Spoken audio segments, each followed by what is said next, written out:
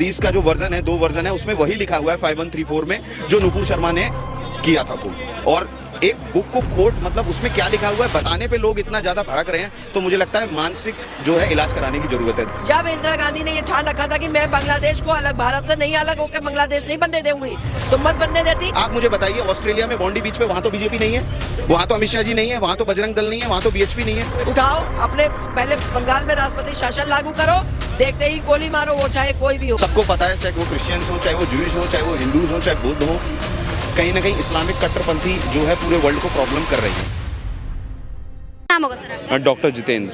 जितेंद्र जी, जैसे आप देख रहे हैं कि बांग्लादेश में लगातार हत्याएं हो रही हैं, रुकने का नाम नहीं ले रही हैं। बच्चे और बेटों के साथ में जिस तरह से बलात्कार की घटनाएं आई हैं जब शेख हसीना की सरकार पलटी थी, लगातार चलता आ रहा है ये कर्म। क्या लगता है आपको भारत को क्या कदम उठाने चाहिए? और सबसे पहली बात, ये जो कंडीशन वहाँ पे पैदा हुई है इसकी वजह क्या लगती है? भारत को नहीं, पूरे यूएन को कदम उठाना चाहिए, बिकॉज किसी इंसान को जिंदा जलाया जा रहा है, ये बहुत गलत है।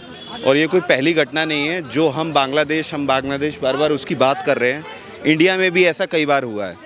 आज़ादी से 1 साल पहले डायरेक्ट एक्शन फोर्स डे के दिन 10,000 हिंदुओं को जला दिया इसी इंडिया में। उसके बाद पार्टीशन के टाइम पे जो है काफ़ी हिंदूज़ को जो पाकिस्तान से आए थे ट्रेन में अमृतसर, वो सारी लाशें आई थी। उसके बाद संभल के दंगे आप देख लीजिए, कश्मीर के दंगे देख लीजिए, और कश्मीरी पंडितों को मार काट के रालिब गालिब चालिब बोल बोल के जो है भगा दिया गया वहाँ से। तो हमें ये देखना पड़ेगा कि प्रॉब्लम कहाँ है। ऑस्ट्रेलिया में भी प्रॉब्लम है, बॉन्डी बीच पे भी प्रॉब्लम है, अमेरिका में भी प्रॉब्लम है, जर्मनी में भी प्रॉब्लम है, हर जगह प्रॉब्लम है। वहाँ तो कोई आरएसएस या बीएचपी या बीजेपी नहीं है। प्रॉब्लम है कि कंपैटिबिलिटी ह्यूमैनिटी के साथ नहीं है, बस कंपैटिबिलिटी और ह्यूमैनिटी के साथ नहीं। समाधान क्यों? और ऐसा केवल जो खास तौर पर जैसे बांग्लादेश हो गया या पाकिस्तान हो गया, वहाँ पर क्यों? देखिए, वहाँ पे पहली बात तो लॉ एंड ऑर्डर नहीं है। दूसरा, वहाँ पे जो है कट्टरपंथी जो लोग हैं, जो किसी विशेष धर्म को मानते हैं, जो हर पूरे वर्ल्ड में सारी कंट्रीज़ में प्रॉब्लम क्रिएट कर रहे हैं, उन लोगों को हमें लगता है कहीं ना कहीं वहाँ पे जो है tightness, law and order maintain करना पड़ेगा कि किस रिलीजन में गलत चीज़ें लिखी हुई हैं कि दूसरे रिलीजन के लोगों को मारना। और ये बिल्कुल ट्रुथ है, बिटर ट्रुथ है।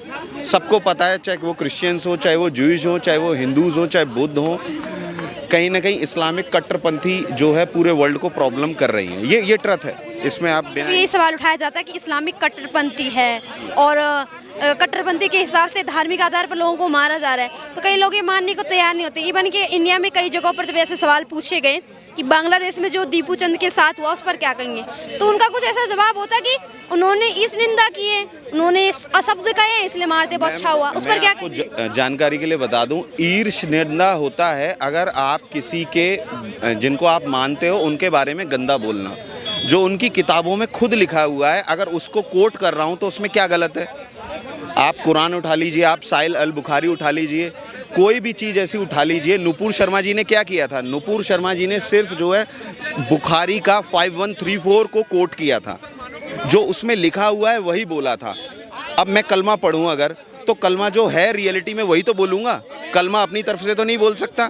तो ऐसे ही साहिल अल बुखारी जो है, हदीस का जो वर्जन है, 2 वर्जन है, उसमें वही लिखा हुआ है 5134 में जो नुपुर शर्मा ने किया था कोट। और एक बुक को कोट मतलब उसमें क्या लिखा हुआ है बताने पे लोग इतना ज़्यादा भड़क रहे हैं, तो मुझे लगता है मानसिक जो है इलाज कराने की ज़रूरत है देश में। और ऐसे कट्टरपंथियों के लिए हमारी सरकार बहुत टाइट है, इसीलिए देश की जो जनता है, आम जनता है, वो वोट दे रही है। सीधी सी बात है। मैं एक डॉक्टर हूँ तो मैं समझ पा रहा हूँ चीज़ें, because I have study all the things.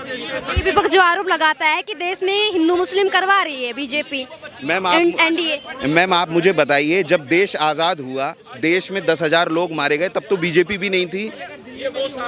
Ma'am बताइए आप, जब 1947 में देश आज़ाद हुआ उस टाइम बीजेपी थी, मोदी जी थे, अमित शाह थे।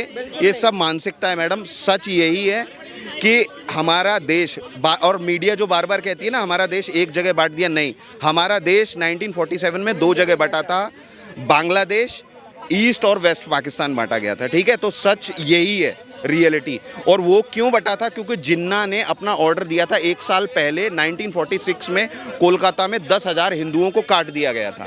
आप डायरेक्ट एक्शन फोर्स डे अगर आप पढ़ेंगे हिस्ट्री में तो वो सब लिखा हुआ है। जब इन्हीं चीज़ों पर मूवी बनती है तो ये कहा जाता है कि प्रोपेगेंडा है, बीजेपी पैसा दे रही इसलिए बनाई जा रही है। मैं आपको रियलिटी बताऊं, सच बोलना अगर प्रोपेगेंडा है तो सब सच बोलेंगे।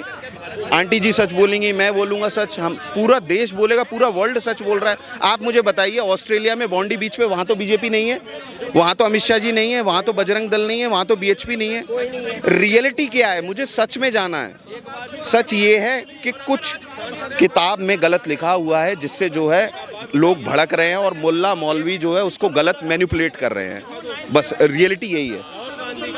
बट इस पे भारत सरकार खामोश क्यों, जो भी बांग्लादेश? नहीं, भारत सरकार खामोश नहीं है। आज भी मैं देख रहा था न्यूज़ में कि मिनिस्ट्री ऑफ होम अफेयर्स से जो प्रवक्ता थे उन्होंने बयान दिया था। और बांग्लादेश, आप किसी भी इस्लामिक मुल्क से डेमोक्रेसी और अच्छी बात की कोई उम्मीद मत रखिए। रियलिटी है, आप मुझे बता दीजिए, इजराइल में कोई आरएसएस नहीं है, कोई बीजेपी नहीं है। बांग्लादेश मेजॉरिटी इस्लामिक है, मुस्लिम लोग हैं, और वहाँ पे कट्टरता जो है बहुत चरम सीमा पे है। आज आप अभी देखिए आज की न्यूज़, आज क्या हुआ है, आज पाकिस्तान में मस्जिद में बॉम्ब ब्लास्ट हुआ है, लेबनान में हुआ है, और आज अभी सऊदी अरेबिया ने खुद इस्लामिक कंट्री यमन पे हमला किया अभी जस्ट 10 मिनट पहले। आप क्या कहेंगे जो भी बांग्लादेश में हो रहा है? और प्रियंका गांधी ने भी सवाल उठाया है संसद में, क्यों नहीं आवाज उठा रही भारत सरकार? प्रियंका गांधी ने क्या सवाल उठाया? कह रहे कि भारत सरकार को बात करनी चाहिए भारत को बांग्लादेश की स्थिति पर। जब तक इनकी सरकार थी तो इनकी दादी जान ने जो है क्यों बांग्लादेश बना करके अलग करा, किनारा किया?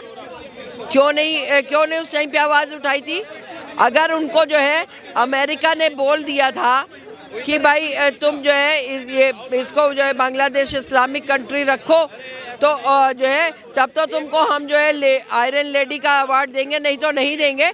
तो ये कह दे, इनको इंदिरा गांधी को कहना चाहिए था, तुम्हारे अवार्ड की ऐसी तैसी, हम पाँव के नीचे रखते हैं तुम्हारे अवार्ड को।